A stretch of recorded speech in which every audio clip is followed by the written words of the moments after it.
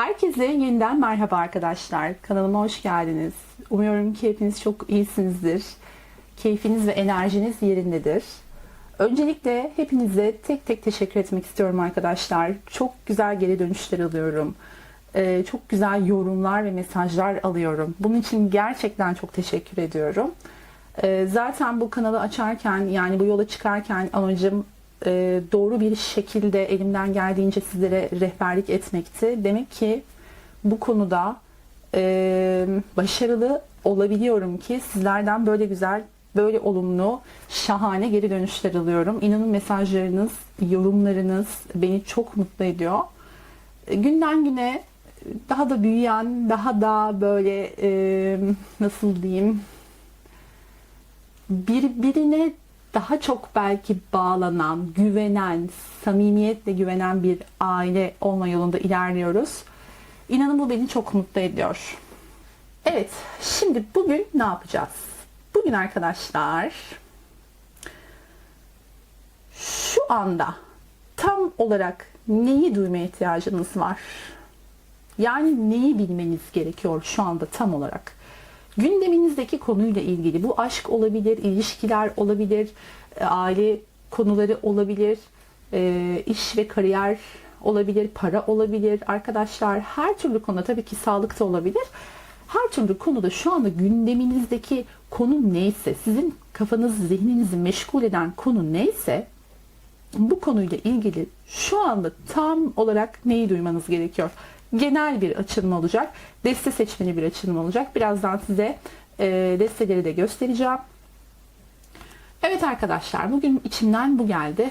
Bakalım neler çıkacak, hep birlikte görelim. O halde iyi seyirler diliyorum.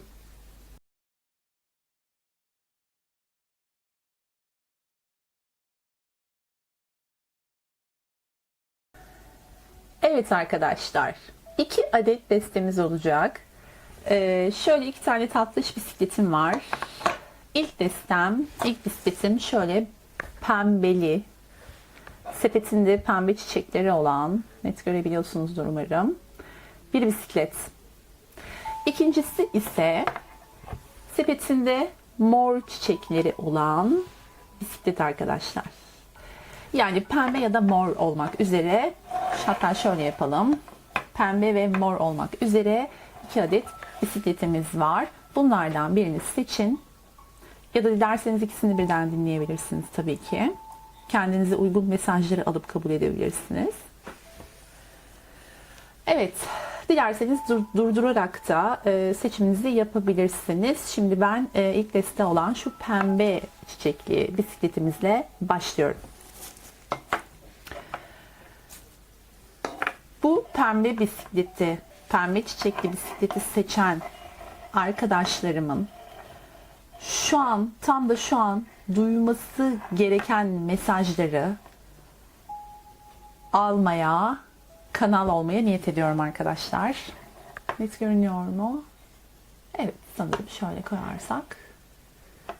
Evet.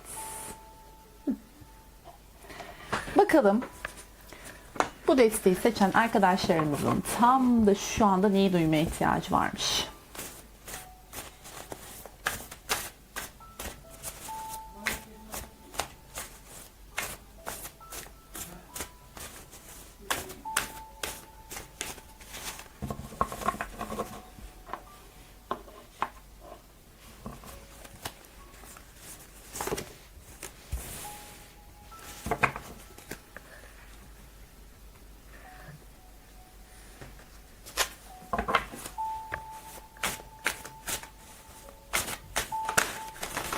Kart döndü arkadaşlar, bunu alıyorum. Yani o kadar çok şey duymaya ihtiyacınız var ki, demek ki bakar mısınız şu kendini atan kartlara, o kadar çok attı ki. Şöyle görünüyor mu? Evet. Neredeyse destenin yarısı kendini attı arkadaşlar. Ama tabii ki biz bir tane alıyoruz. Devam edelim bakalım. Şu an tam olarak neyi duymaya ihtiyacınız var?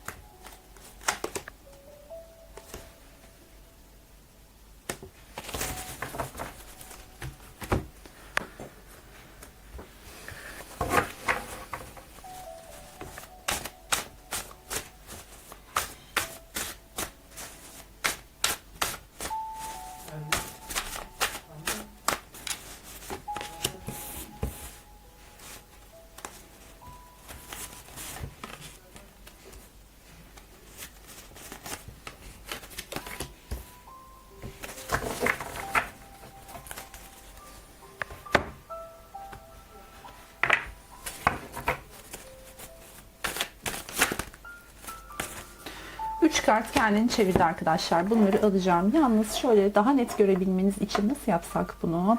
Biraz daha şöyle yukarıya doğru çekelim. Gerçi ben kartları gösteriyorum ama yine de şu kendini atan 3 kartı alacağım. Daha doğrusu dönen 3 kartı alıyoruz. Evet, görünüyor. Gayet net bir şekilde görünüyor zaten. Evet. Devam edelim bakalım.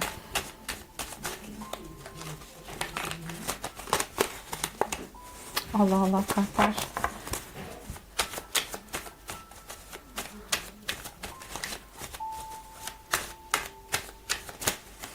Evet.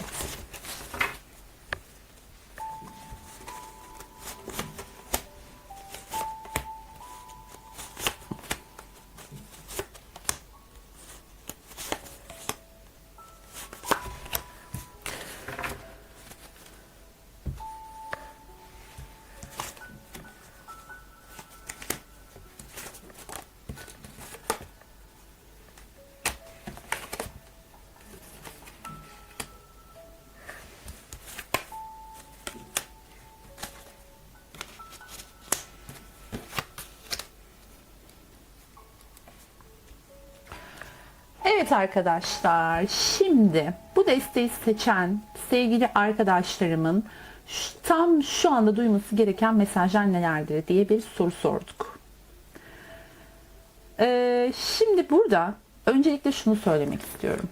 Bakın, 22 numarayla gelen kartımız gerçek yanılsamanın ötesindedir diyor.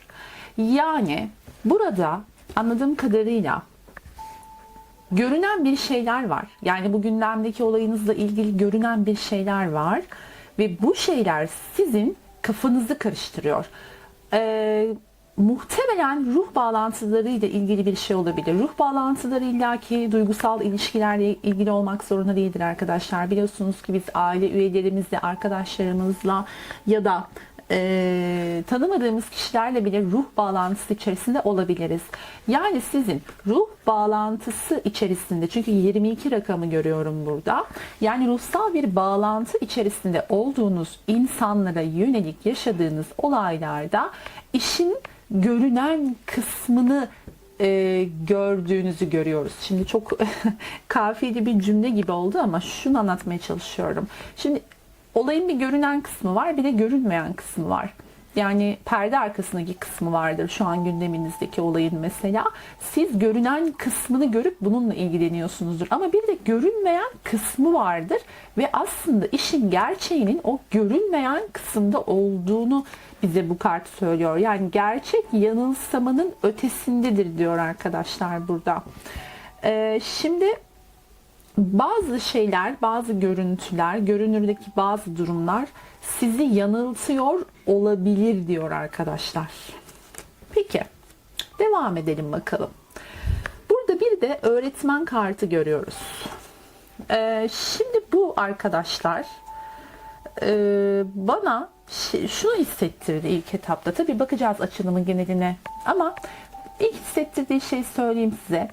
Burada siz şu anda bu kişi şurada bahsettiğim, az önce bahsettiğim kişi ya da durumla ilgili, hani dedim ya, siz bir tarafını görüyorsunuz. Aslında gerçek çok daha farklı o olayla ilgili. Yani sizin bildiğinizden çok daha farklı bir gerçek var gibi sanki olayın perde arkasında. Aslında belki de siz bunu hissediyorsunuz ya da hissetmiyorsunuz. Hiçbir fikriniz de olmayabilir tabii ki yani. Önemli olan bu değil arkadaşlar. Önemli olan burada sizin burada bir öğrenci gibi bir şeyleri deneyimlemek ve öğrenmek için bu olayı yaşadığınız ve olayı bu yüzünden gördüğünüz, yani görünen kısmını, bildiğiniz kısmını öyle bilmeniz gerektiği için öyle biliyorsunuz. Daha net bir tabirle. Şimdi burada bir öğrencilik durumu görüyorum ben. Yani siz, bu olay size ya da bu kişi, bu durum, şu an o gündeminizdeki durum her neyse, size bir şeyler öğretmek için bu şekilde görünüyor arkadaşlar. Sizin belki de olayların perde arkasındaki, ya da görünenin ötesindeki şeklini görmeyi öğrenmeniz için. Yani siz bu olayda, bu durumda, her neyse bu yaşadığınız gündeminizdeki konu, bununla birlikte, bu olayla birlikte biraz daha olayların böyle diğer yüzünü görmeye odaklanmayı öğreniyorsunuz. Anlatmaya çalıştığım şey bu. Şimdi devam edelim bakalım.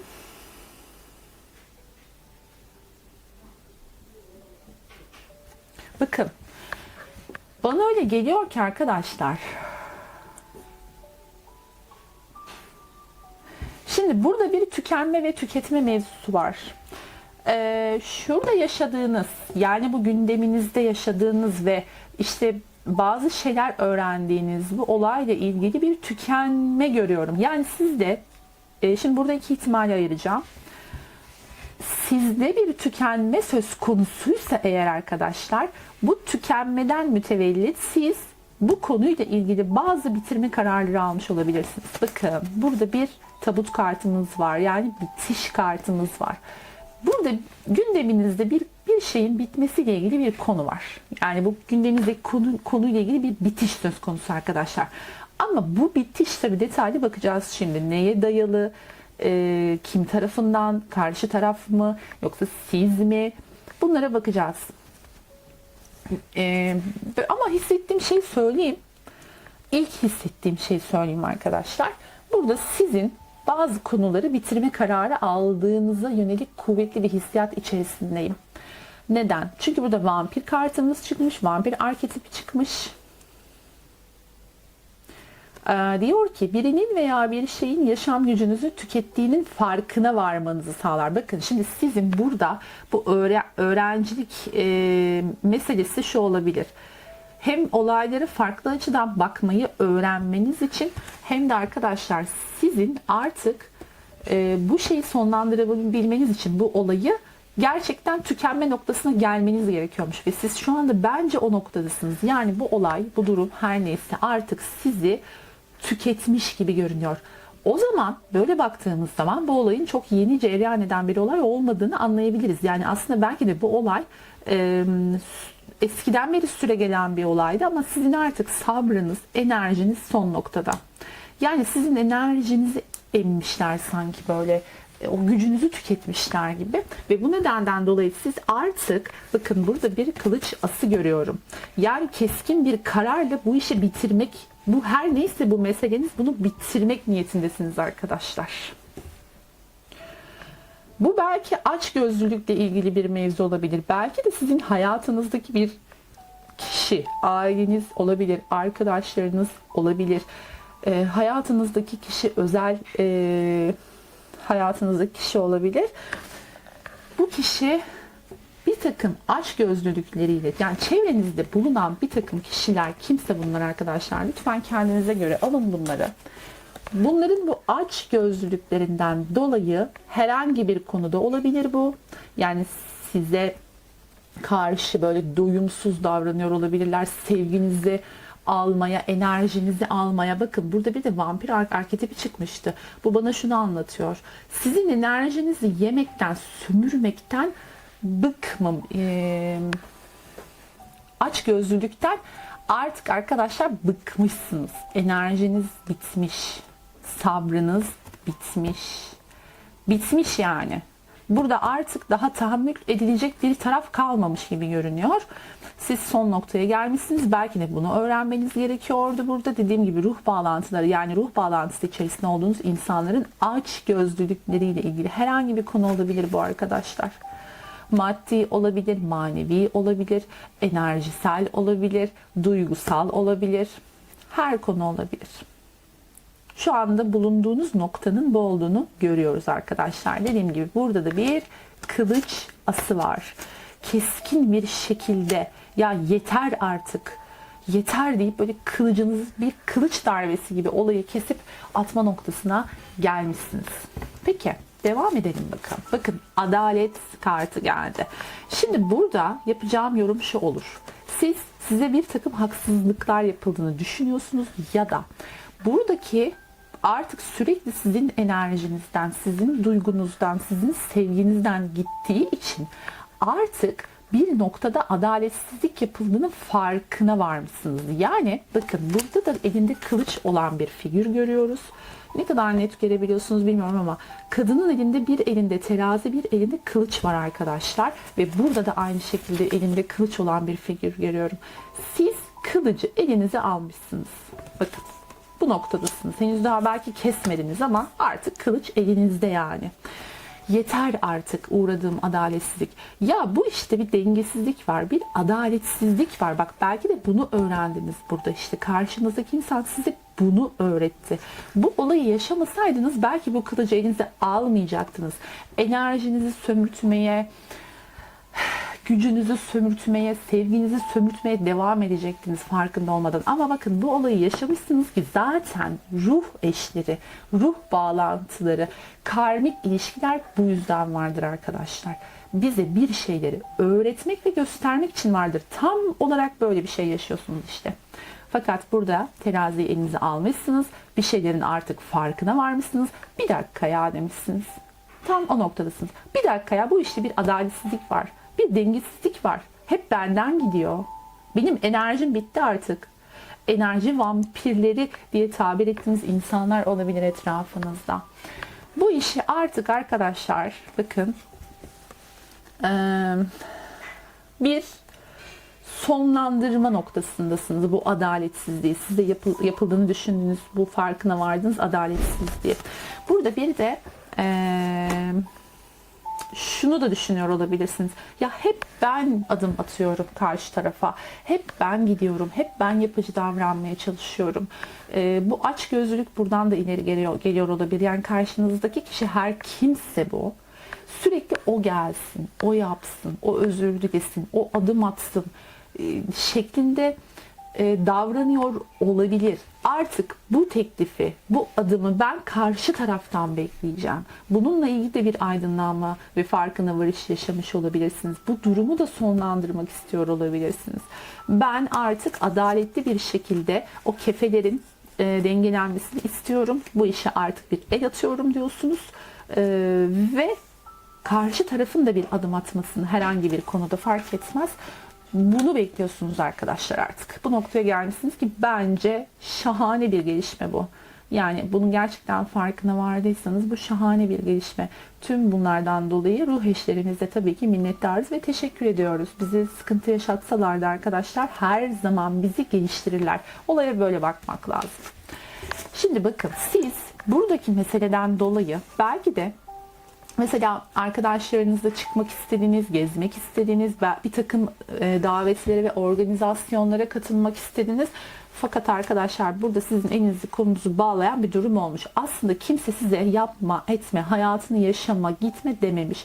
Siz kendi kendinize, kendi zihninizde böyle bir kısıtlama getirmişsiniz ve sosyal ortamlara ve arkadaşlarınıza belki de zaman ayırmamışsınız burada. Çünkü kılıç sekizlisiyle birlikte geliyor. Yani belki insanlar eğlenirken siz dışarıdan baktınız. Belki onlar bir takım organizasyonlar, tatil planları yaparken siz içeride kaldınız. Bunu ama bakın özellikle şunu belirtmek istiyorum. Buradaki mevzu kimsenin sizi kısıtlaması değil. Siz bunu kendi kendinize, kendi zihninize yapmışsınız. Ve sonra da belki de şunu anlamışsınız. Ya ben ne yapıyorum? Neden yapıyorum bunu? Kim için yapıyorum? Bu fedakarlığı kim için yapıyorum? Kimse benden böyle bir şey istemedi, talep etmedi ki. Belki de arkadaşlar burada bir manipülasyon da söz konusu olabilir. Yani bu karşınızdaki kişi bir ilişki ise eğer size bunu hissettirmiş olabilir. Açıkça söylemese de sizin yani böyle kendi hayatınızı yaşamanızı ve istediğiniz şeyleri yapmanızı engellemek konusunda bir takım manipülasyonlara sizi itmiş olabilir. Siz de bunu kendi fikrinizmiş gibi kendi zihninizde evet yapmam gereken bu. Benim bazı şeylere dikkat etmem gerekiyor. Kimse benden talep etmedi ama doğru olan bu deyip kendinizi böyle belki de kapattınız arkadaşlar. Yani bu da söz konusu olabilir burada. Çünkü kılıç sekizlisiyle birlikte geldiğini söylemiştik. Evet. Yani insanlar eğlenirken siz bayağı bir böyle kendinizi kapatmışsınız gibi görünüyor. Devam edelim bakalım. Şimdi bakın.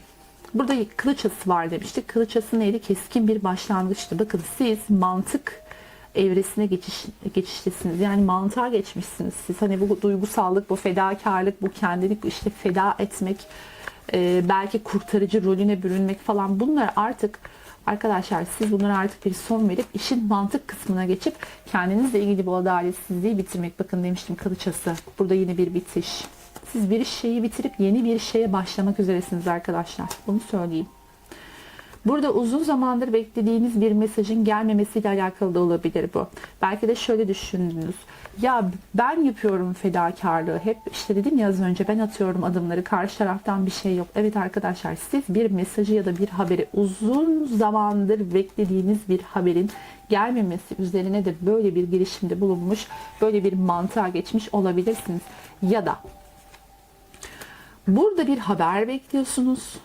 O beklediğiniz haber geldiği anda keseceksiniz arkadaşlar. Yani bunun kararı verilmiş, bakın. Sizin tarafınızdan bunun kararı verilmiş. Bunda bir sıkıntı yok. Fakat sanki beklediğiniz bir haber, bir mesaj olabilir. Yani uzun zamandır beklediğiniz bir mesaj var arkadaşlar. Ya bunu bekliyorsunuz, bu bitişi ve başlangıcı yapmak için. Yani bitişi ve farklı bir başlangıcı yapmak için. Ya da dediğim gibi arkadaşlar, bu haberin gelmemesi üzerine bu kararı veriyorsunuz. Bunu lütfen kendi hikayelerinize göre alın. Fakat burada dediğim gibi ya bir şey sabrediyorsunuz. Yani şu haber bir gelsin, ben bu işi bitireceğim. Şu iş bir çözülsün, ben bu işi bitireceğim. Bak, karar verilmiş fakat henüz kılıç kalkmış fakat henüz inmemiş. O kılıcın inmesi için beklenen bir haber var. İki şekilde de yorumladım arkadaşlar. Bunu artık kendinize göre alın. Evet, devam edelim. Bakın. Burada diyor ki size azize ve mesajcı rüyalar çıkmış. Rüyalarınıza dikkat edin arkadaşlar. Belki de rüyalarınızda size bir şeyler anlatılmaya çalışılıyor bu konuyla ilgili. Biraz daha gizemli, biraz daha içe dönük olmaya çalışın. Yani sessiz olarak içinizde bağlantı kurarak, yüksek benliğinizle bağlantı kurarak mesajları almaya çalışın.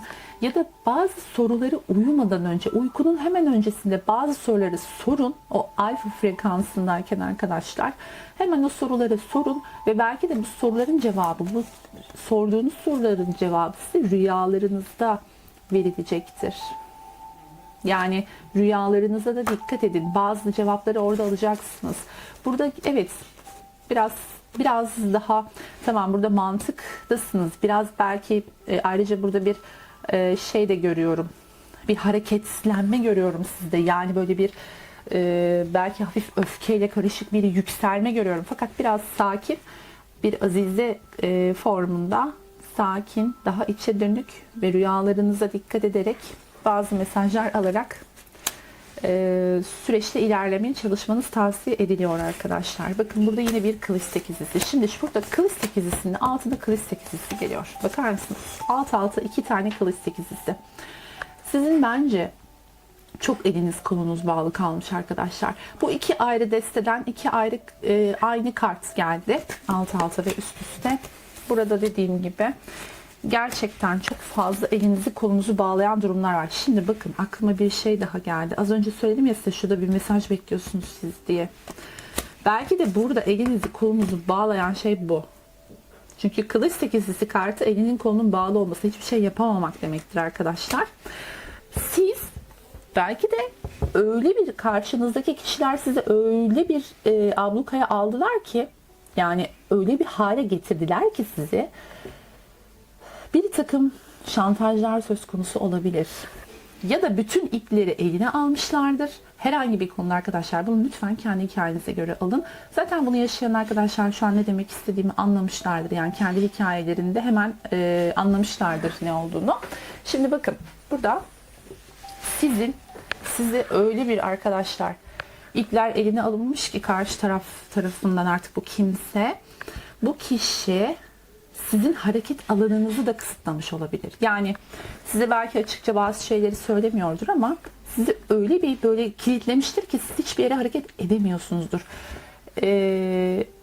Beklediğiniz bir mesaj var demiş. İşte bu mesaj dediğim şey. Yani bu bir şeyin sonuçlanması da olabilir bu arada bu. Elinizi kolunuzu bağlayan bu durumdan kurtulur kurtulmaz kılıcınızı çekip artık bu işe bir son vereceğinizi, yani bu işi düzeltmeye yönelik, bu adaletsizliği, haksızlığı düzeltmeye yönelik. Çünkü burada da kılıç sekizlisi çıktı.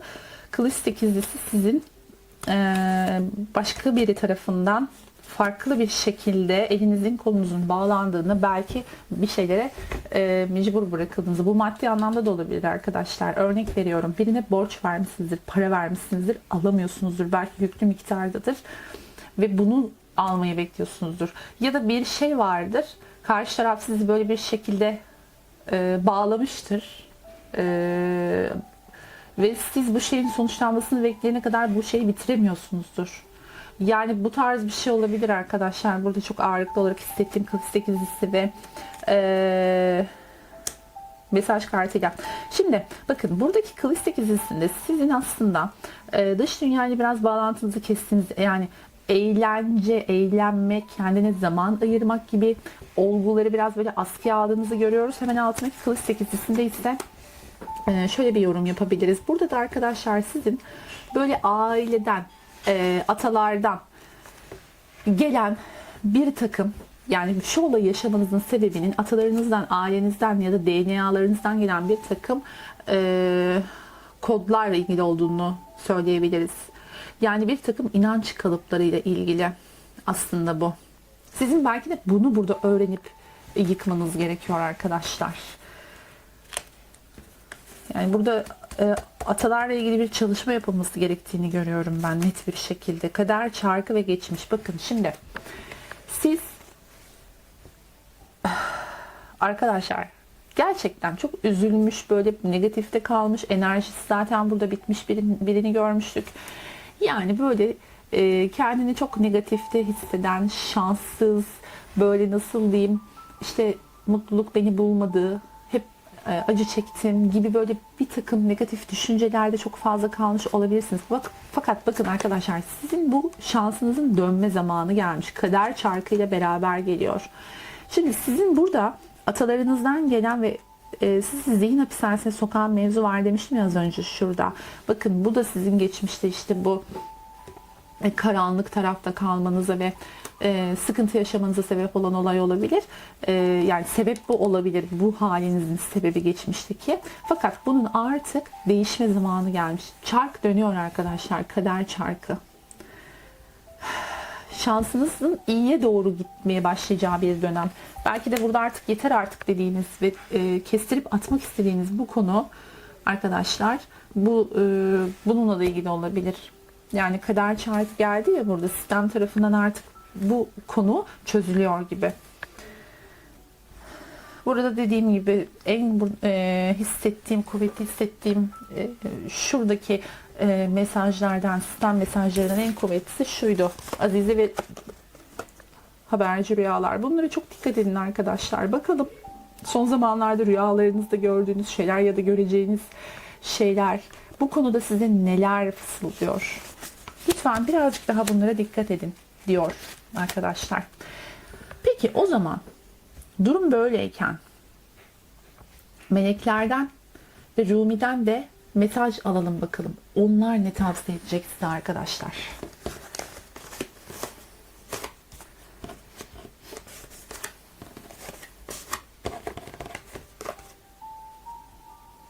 Evet arkadaşlar, ya sizin bayağı böyle vampir gibi kanınızı emmişler gibi görünüyor maalesef. Ama bunları yaşamanız gerektiği için yaşamışsınız arkadaşlar. Yani burada hiç kimse suçlu değil. Ne siz ne de size bunları yaşatanlar. Bunları tamamen yaşamanız gerektiği için yaşıyorsunuz. Bunu sakın unutmayın arkadaşlar. Evet, bakalım. Melek kartlarımız ve Rumi bize ne söyleyecek?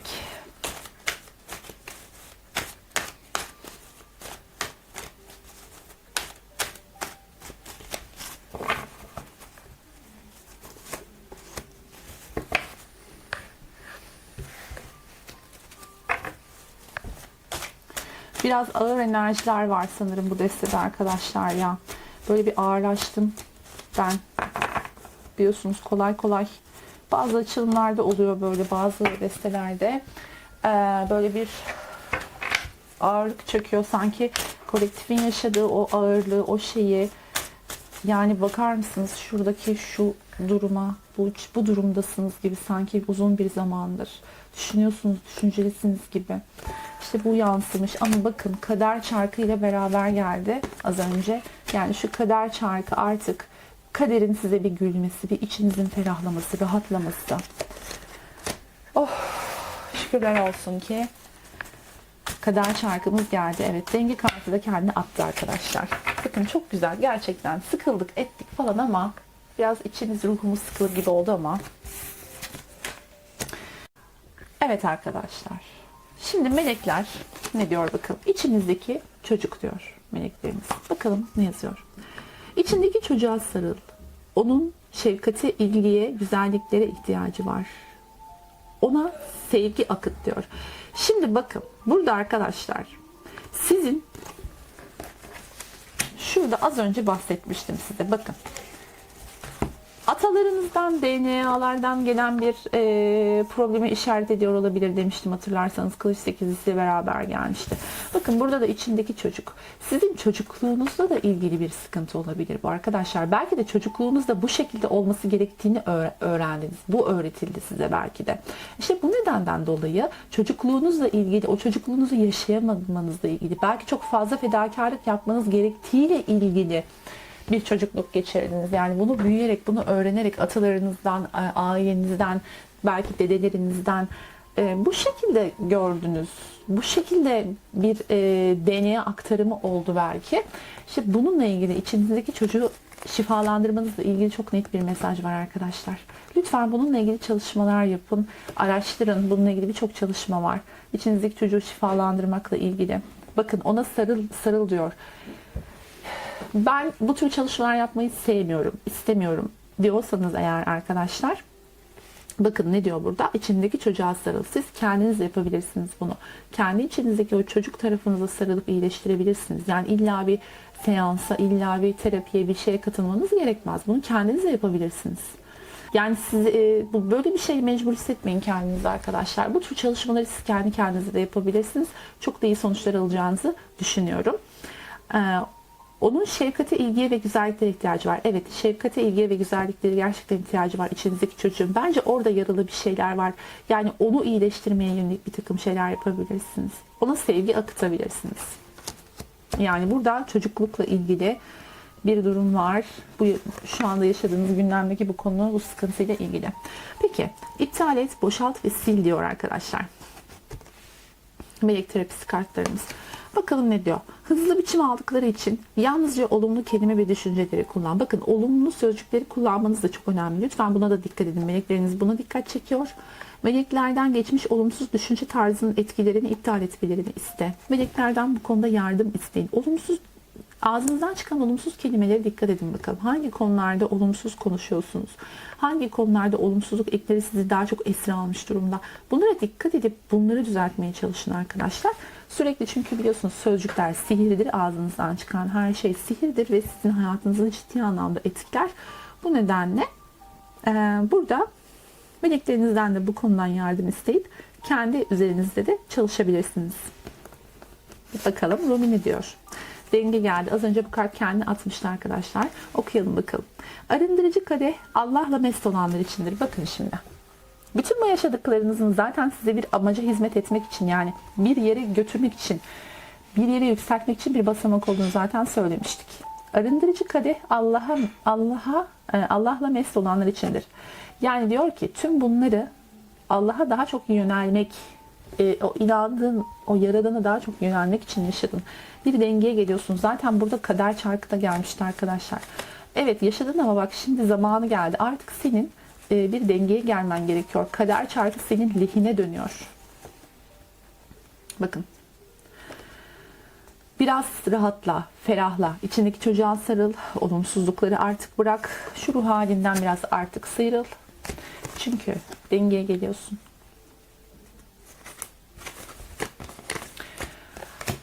Evet arkadaşlar, bence oldukça net ve güzel mesajlar aldık. Tabii ki hemen şifamızı çalıştıracağız burada. Rumi ile birlikte şifamızı çalıştıralım.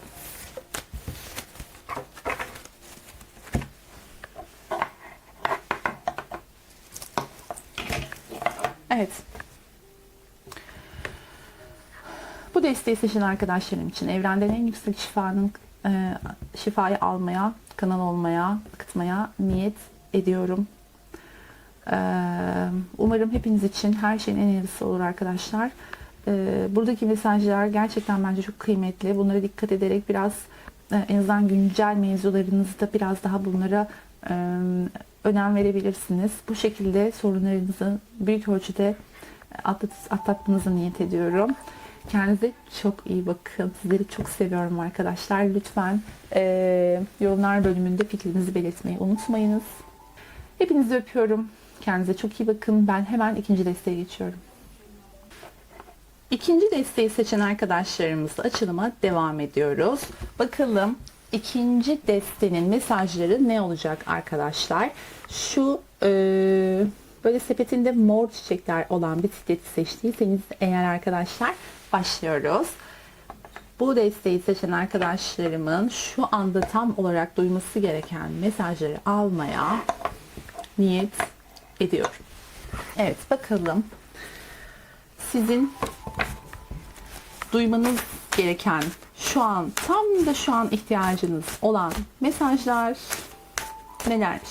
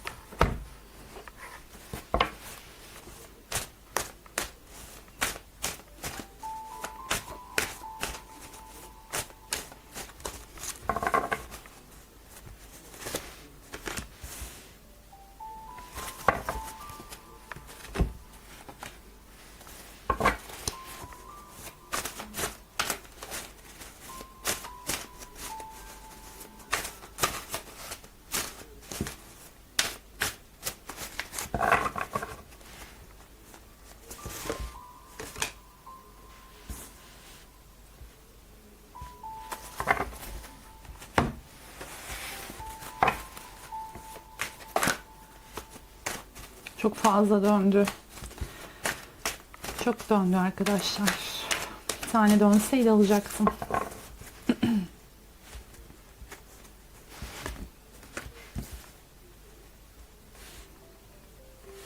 Evet.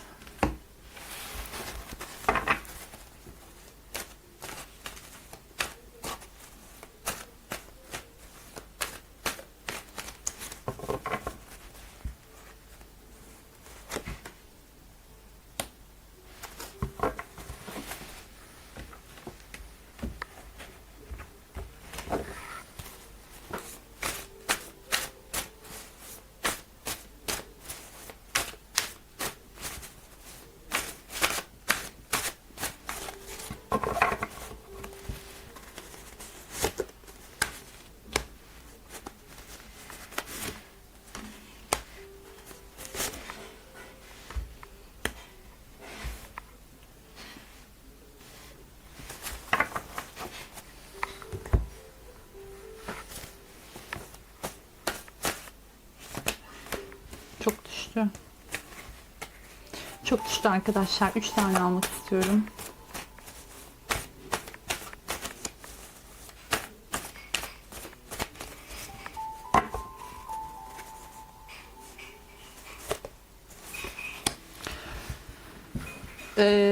Kartların hepsini açmadan şunu söylemeliyim arkadaşlar. Bu desteği seçen arkadaşlarımın hayatında ben çok büyük değişimlerin olduğu bir evre olduğunu görüyorum.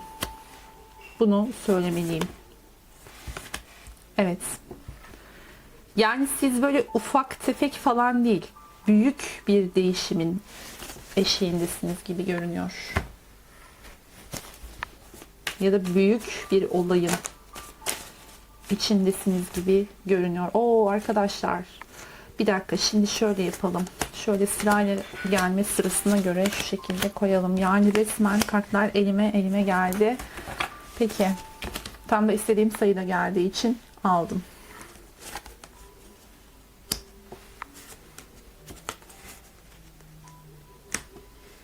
Evet, büyük bir değişimin eşiğindesiniz arkadaşlar siz. Enteresan çıktı gerçekten.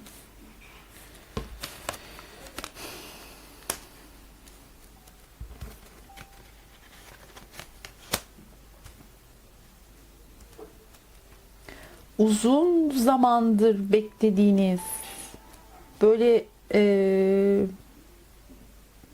bir şeyle ilgili. Neyse, şimdi bakalım, sırayla gidelim arkadaşlar. Biraz heyecanlandım nedense. Güzel şeyler gördüm çünkü. Bakın, şimdi bakın. Burada bir Akbaba ruhu kartımız çıkmış. Diyor ki Akbaba ruhu, hiçbir şey boşa gitmez. Siz bugüne kadar yaşadığınız bütün sıkıntılar, özellikle şu an gündeminizdeki bu değişimle ilgili, bu neyse arkadaşlar, ciddi bir değişim söz konusu gerçekten gündeminizde ve bununla ilgili bugüne kadar çektiğiniz sıkıntıların hiçbirinin boşa gitmediğini gördüğünüz bir dönem olabilir. Yani ya evet, çok çektim, çok sıkıntı yaşadım, çok bunaldım, belki maddi manevi anlamda çok fazla yıprandım ama demek ki hiçbiri boşa değilmiş dediğiniz bir durumun içerisindesiniz arkadaşlar şu anda gündemde. Ve bakın, burada bir korku kartı. Bu kart çok çıkıyor. Çünkü arkadaşlar, bu kartın bence çok çıkmasının sebebi şu olabilir. Bizim aslında yaşadığımız bütün olumsuz olayların kaynağındaki duygu korkudur arkadaşlar. Bütün negatiflikler, hissettiğiniz bütün negatif duygular, bütün olumsuz, kötü duygular korku kaynaklıdır arkadaşlar. İşte bence bu yüzden bu kart çok fazla çıkıyor. Dikkat ediyor musunuz? Açılımlarda hep korku çıkıyor.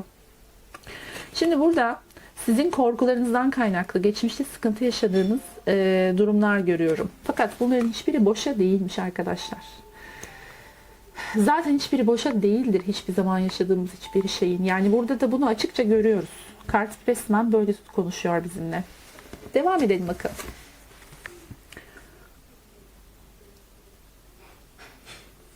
Bakın, dalaverici arketipi geldi. Burada bir manipülasyon söz konusu. Geçen bir önceki destede de çıkmıştı buna benzer bir şey. Kolektifin enerjisi sanıyorum bu. Ama orada tabii durum biraz daha farklıydı. Şimdi bakın arkadaşlar, burada dalaverici, bir de söyleyebilsem şu kelimeyi söyleyemiyorum bir türlü. Dalaverici. Şimdi arkadaşlar bakın, burada gerçekten bazı manipülasyonlara uğramış olabilirsiniz. Ciddi anlamda korkutulmuş olabilirsiniz. Ya diyorum ya, ilk desteğiyle çok aslında benzerlik gösterdi burada. Orada da böyle bazı konularda eli kolu bağlanmış bir kişiden bahsediyorduk. Burada da arkadaşlar bazı oyunlarla, bazı numaralarla, düzenlerle korkutulmuş olabilirsiniz bugüne kadar. Bu her şey olabilir. Herkes tarafından olabilir. Bakın, zorluklar çıkarılmış karşınıza. Hep aşılması gereken zorluklar çıkarılmış. Siz bayağı sıkıntılı bir süreçten buralara gelmişsiniz belli ki. Fakat dediğim gibi yaşadığınız hiçbir şey boşa değilmiş. Bütün bu korkularınız, sizi manipüle ederek korkutan bu kişi ve durum her neyse ya da kişiler arkadaşlar, hep önünüze engel çıkmış, hep engel çıkmış. Fakat bu engeller aşmanız içinmiş ve sizi belki de bakın, daha bir engeldir. Bu kartın üstündeki gibi değil mi? Daha bir engeldir ama yüksektir.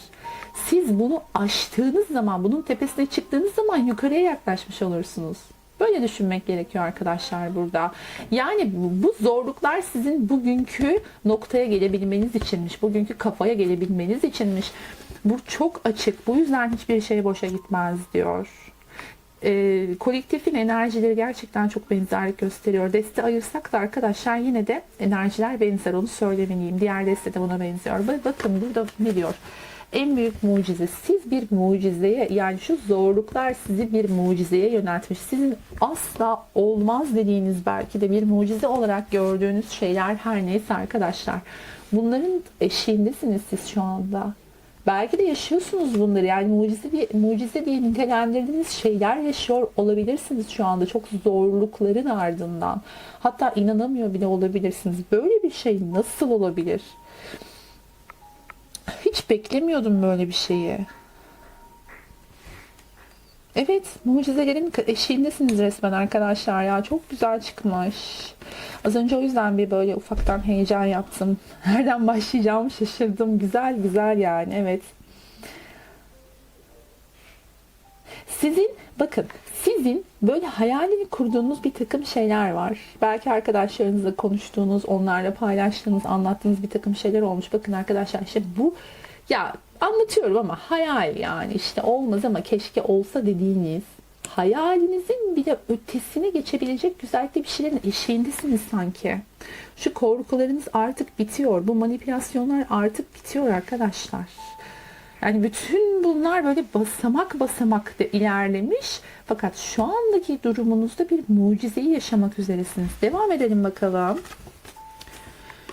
Neden dedim size ilk açtığımda büyük bir şeyin eşiğindesiniz diye arkadaşlar. Bakın burada büyük arkana kartlarımız ve gerçekten çok yüksek enerjili kartlar çıkmış. Büyücü kartı. Büyücü kartı diyor ki siz bir şeyleri kendiniz, tamam, mucize diye nitelendirilen şeyler yaşamak üzeresiniz ama bakın bunu kendiniz hazırlamışsınız. Yani farkında olarak ya da olmayarak bugüne kadar sabrınızla, özverinizle, kendinize kattıklarınızla, belki de kötülüğe karşı iyilikle yanıt vermekle, kalbinizi temiz tutmakla, ne olursa olsun kin ve öfkeden uzak durmakla, belki de size zarar verenlere zarar vermemekle zaten bu sonu siz kendiniz hazırlamışsınız gibi görünüyor burada. Ve bakın, burada biraz ben açıkçası böyle duygusal meseleler ağırlıklı bir gündem görüyorum.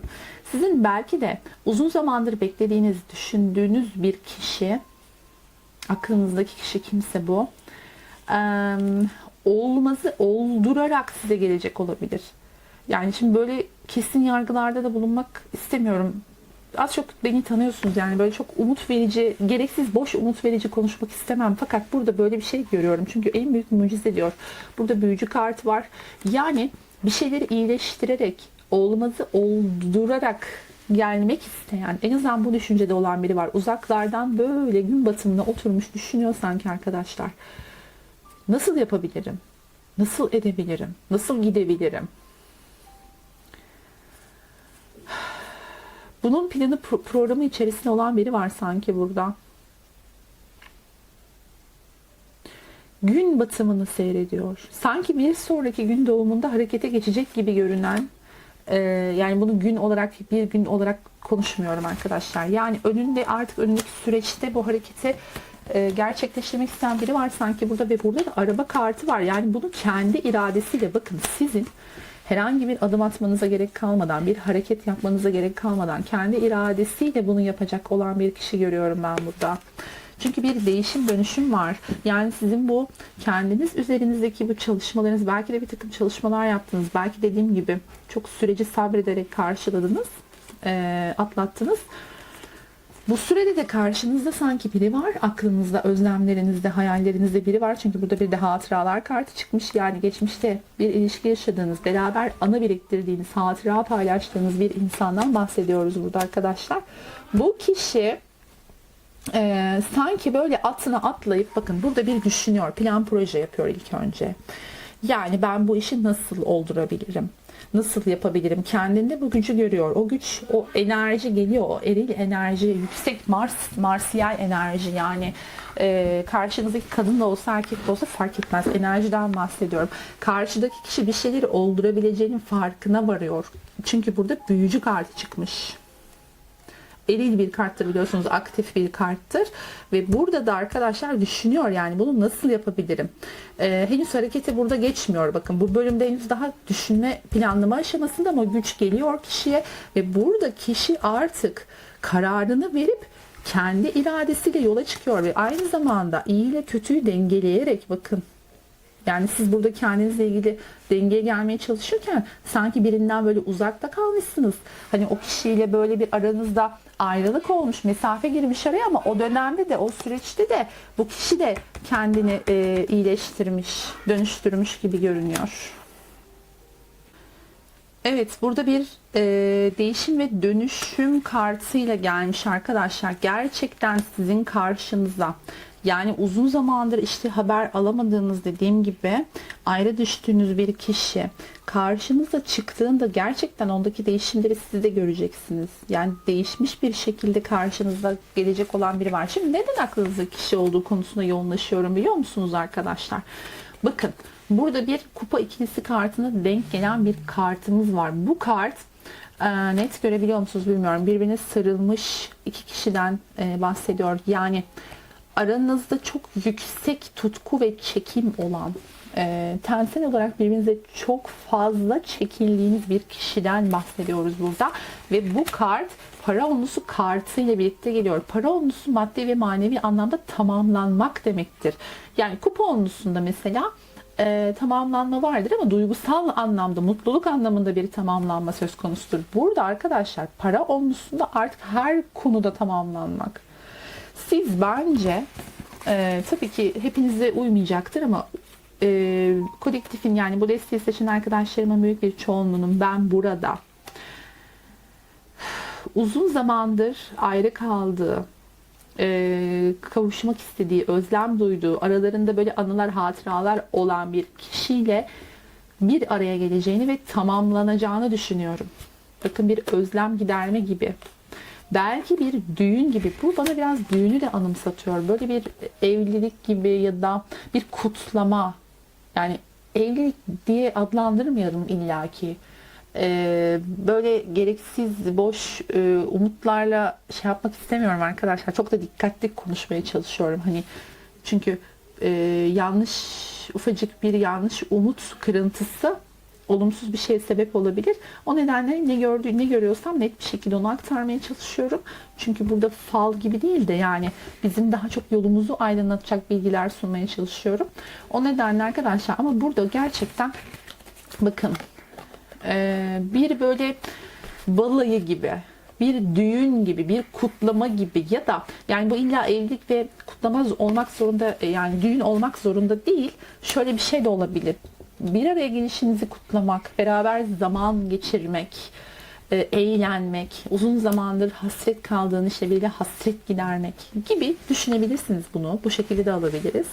Ama daha çok bana böyle ailelerin de bir araya geleceği, yani artık böyle bu işin ailesel boyutta da bir adım ileriye gideceği bir şey gibi geldi. Yani bu şekilde hissediyorum açıkçası. Bunu sadece uyan arkadaşlarımız alsınlar. Bakın, çünkü burada bakın hatıralarınız var. Sizin bu kişiyle aranızda hatıralar var arkadaşlar. Anılar var. Ve bu anılar, bakın şimdi burada imparator kartı büyücü kartının altında çıktı. İmparator neydi? Yönetimi eline alan. Büyücü, evet, aslında aşağı yukarı arkadaşlar aynı anlamları, enerjileri birbirine çok yakın bu kartların. İkisi de büyük arkanadan ve ikisi de anlam olarak, enerji olarak yakın. Şimdi burada ben gerçekten karşınızdaki kişinin eril enerjisinin oldukça yükseldiğini ve durumu artık kontrol altına almaya çalıştığını görüyorum. Ya ben şu işi artık bir el atayım. Artık evet bir yapayım. Bunu bir halledeyim. Çünkü bunu ben halletmezsem bu iş hallolmayacak, bir sonuca bağlanmayacak diye düşünen bir eril enerji, yüksek eril enerji görüyoruz burada. Ve burada hatıralar kartıyla birlikte çıkmış, bakın. Kişi kontrolü eline alıyor. Şimdi burada bir yorum daha yapacağım. Bunu da lütfen uyan arkadaşlarımız alsınlar arkadaşlar. Baba figürüyle ilgili bir konu da olabilir bu. Çünkü burada para onlusu çıktı. Burada yine imparator çıktı. Yani aile, baba ya da bir ailedeki baba denebilecek büyük biri. Yani baba yerine konan büyük birinden bahsediyoruz. Hani önemli, böyle yönetimi ele almış birinden bahsediyoruz. Eğer böyleyse arkadaşlar, böyle bir durumunuz söz konusuysa bu konuyla da ilgili, baba mevzusuyla ilgili de iyileşmeler olduğunu görüyorum. Hani konunuz her neyse, babayla ilgili bir konu varsa şu an gündeminizde, bununla da ilgili bir iyileşme söz konusu olabilir. Evet, bunu da böyle belirtmek istedim. Ama dediğim gibi bu sadece belki küçük bir kısmınıza uyacaktır. Genel olarak kolektifin çoğunluğunda ben çekim duyduğu, tensel olarak, ruhsal olarak, yani çekildiği, özlediği, arasında ciddi bir kimyanın olduğu kişilerle bir araya geliş görüyorum. Bakın burada gene değnek, asa onlusu ve değişim. Değişim, dönüşüme dair çok fazla kart çıkmış arkadaşlar. Gerçekten değişerek, dönüşerek bir dönüş var. Yani geliş var size doğru. Yani burada yine aynı şekilde asa onlusu, aslında anlamı farklıdır burada ama bana hissettir diye. Normalde anlamı farklı ama burada bana hissettir diye arkadaşlar. Ciddi anlamda bir değişim, dönüşüm. Ama gerçekten sıkıntılı olmuş ya. Bu değişim evresi belki her ikiniz için de sıkıntılı oldu. Çünkü bu kart şeydir, böyle Plüto etkili, ya acı çektire dönüştürmek. Böyle kolay bir dönüşümden bahsetmiyoruz burada. Gerçekten acı çeke dönüşmekten, kanaya dönüşmekten bahsediyoruz. Ciddi sıkıntılar çekilmiş. Belki çok yorgunluk var burada her iki tarafta da ama siz de daha çok yani yorulmuşsunuz, artık önünüzü göremeyecek duruma gelmişsiniz. Bakın geçen bir önceki destede de buna benzer bir şey çıktı yine. Evet, tükenmek, enerji vampirliği, tükenmek falan çıkmıştı. Çok benzer enerjiler var arkadaşlar. Gerçekten asa onlusu ve Plüto'yla böyle çok yorula, bıka, düşe kalka belki. Ama artık bitmiş arkadaşlar. Bakın sonuna gelmişsiniz. En büyük mucize kartımız çıkmıştı burada. Para onlumuz var. Tamamlanma kartımız. Asa onlumuz. Bakın onlular var. Ondan sonra büyük arkanalar var. Yani burada imparator var. İmparatora eşdeğer neredeyse büyücü, yani yakın enerjili. Ve burada bir zafer kartı var bakın. Siz artık sabit bir şeylere geçiyorsunuz. Belki de uzun zamandır sabit, stabil bir şeyler yaşamak istiyordunuz. Hayatınızda stabilite istiyordunuz. İlişkilerinizde stabilite istiyordunuz. İşte arkadaşlar bakın, zaten para olmuşu burada biraz bize sabitliği gösterir. Sabitlikten bahseder. Burada da zafer kartı ve sabitlik kartınız gelmiş. Yani siz arkadaşlar artık gerçekten uzun zamandır beklediğiniz o sabitliği, o stabilliği geçiş yapıyorsunuz. Belki de sizin mucizeniz bu. Mucize dediğiniz şey belki de bu burada. Ya olmaz ama belki de bir gün dediğiniz o şey,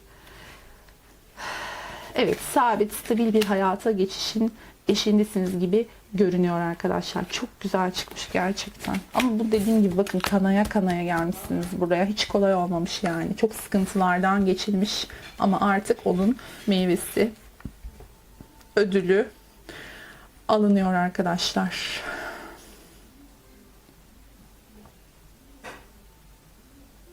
Bakın buradaki kartta da olumlu nitelik olarak diyor ki geleneği, bunaltıcılığı ve öngörülebilir davranışları aşmak diyor arkadaşlar. Yani siz bunları aşıyorsunuz. Bakın gelenekten bahsediyor. Belki de geleneksel olarak yani işte bu hani sizi manipüle edip korkutan şeyler var ya, belki aileden gelen durumlar, belki baba figürüyle ilgili olan kısmı buydu. Yani bu her neyse arkadaşlar, bunu aşıyorsunuz artık. Çok güzel. Çok güzel. Şurada işte bu kimya, aranızda o kimyanın çok yüksek olduğu, tutkunun çok yüksek olduğu kişiyle bir mertebe atlayıp ve bu kişinin adımıyla, bu kişinin hamlesiyle başlayıp bir mertebe atlayıp burada stabil bir şeye geçmek var. Peki meleklerimizden ve Rumi'den de tabii ki mesajları alacağız. Bakalım bu desteği seçen sevgili arkadaşlarıma neler tavsiye ediyorlar?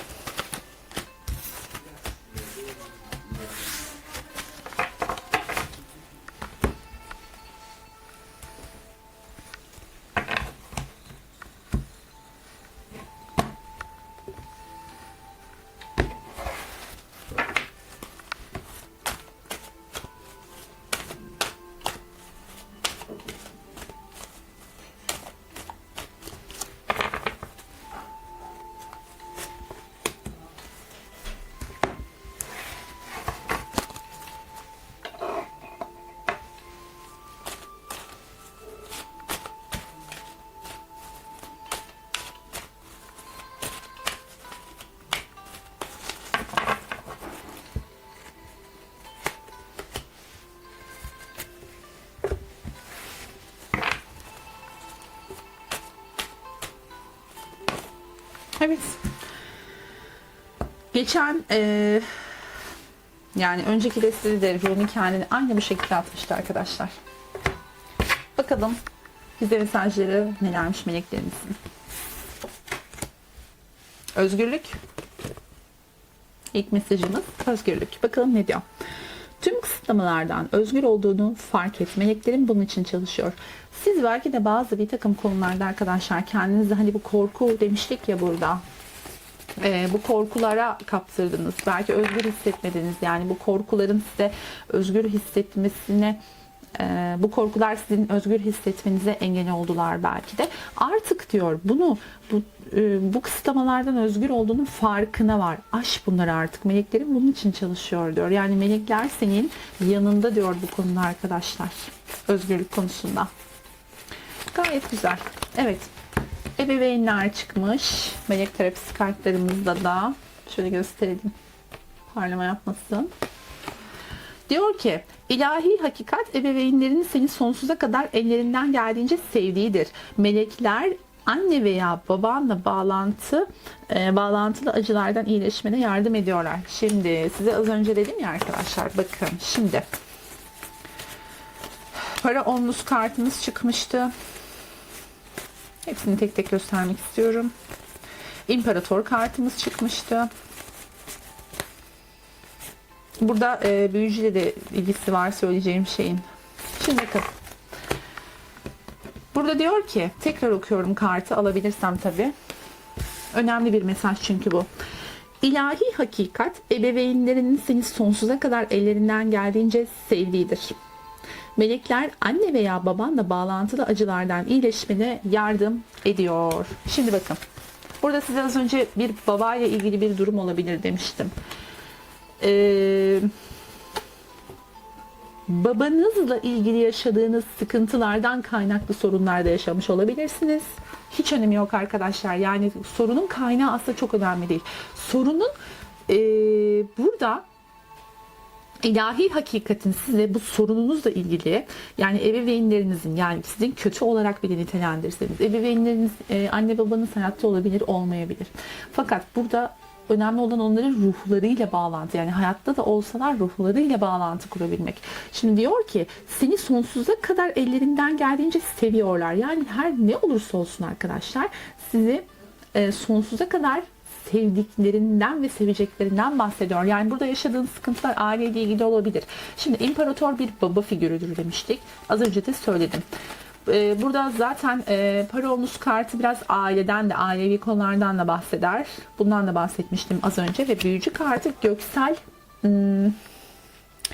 o ilahi eril var ya arkadaşlar, işte ondan bahseder büyücü kartı, bu yüzden onu da aldım. Yani burada diyor ki eğer sorunların, sıkıntıların ailevi bir sıkıntıysa, bundan kaynaklanıyorsa, bu konuda çözümün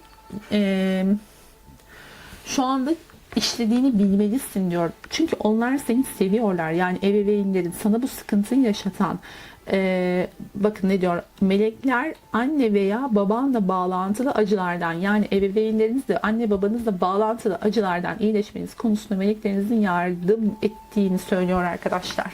Bu konuların iyileştiğini, eğer konu sizin ebeveynlerinizle ilgiliyse bu konuda iyileşiyor.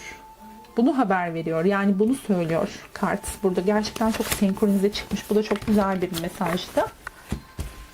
Peki bakalım Rumi ne diyor? Kılıçların üçlüsü gelmiş arkadaşlar. Rumi'de de. Okuyalım bakalım. Allah'a yönelmek için keder tüm dünyanın imparatorluğundan daha iyi bir yoldur. Yani şimdi ne denir ki daha? Bakın. Şurada bir imparator kartımız çıkmıştı. Burada da kılıç üçlüsü. Şimdi diyor ki Allah'a yönelmek için keder tüm dünyanın imparatorluğundan daha iyi bir yoldur. Yani bütün bu imparatorluklardan bile daha iyi bir yoldur keder. Şimdi şurada bir dağ kartı çıkmıştı az önce. Size ne demiştim o kart çıktığında? Bu dağ, bu zorluk yukarı yükselmek için bir basamak. Şimdi siz dağın önündeyken, şöyle diyelim. Siz dağın, yani aşağıdayken, dağın önündeyken dağ size bir engel gibi görünür. Değil mi? Engeldir dağ. Fakat siz dağı aşmanız gerekiyor karşı tarafa geçmek için. Siz dağı aşmak için üstüne çıkarsınız ve en tepede, en zirvede aslında yüksek olan en yüksek noktadasınızdır. Yani burada tabii ki metaforik olarak konuşuyorum. İşte Allah'a yönelmek için, yükselmek için, kendinizi geliştirmek için kederden daha iyi bir şey olamaz. Zorluklar, dağlar, engeller, bunları bir basamak olarak görüp yukarı çıkmak. Az önce bahsettiğim şeyi anlatıyor yani. Şimdi burada kılıç üçlüsü tabii ki bir kart değildir. Hoş bir kart değil normal klasik tarotta. Fakat Rumi'de arkadaşlar klasik tarottaki gibi bakmıyoruz tabii ki yani olaya. Biraz çünkü Rumi mesajlar verir. Örneğin kılıç üçlüsü işte kalp kırıklığı, üçlü ilişki, acı çekme gibi anlamları vardır ama burada işte bunun neden olduğunu o sufi bakış açısıyla manevi bakış açısıyla değerlendirdiği için burada çektiğiniz bütün bu acıların, zorlukların aslında Allah'a yönelmek için bir basamak olduğunu görüyoruz. Evet. Gerçekten şahane bir açılımda. Hemen şifanızı çalıştırıyoruz.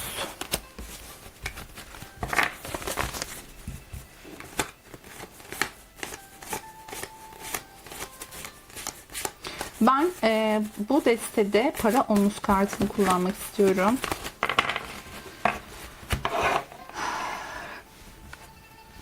Bu desteği seçen arkadaşlarım için evrenden akan en yüksek şifaya kanal olmaya niyet ediyorum.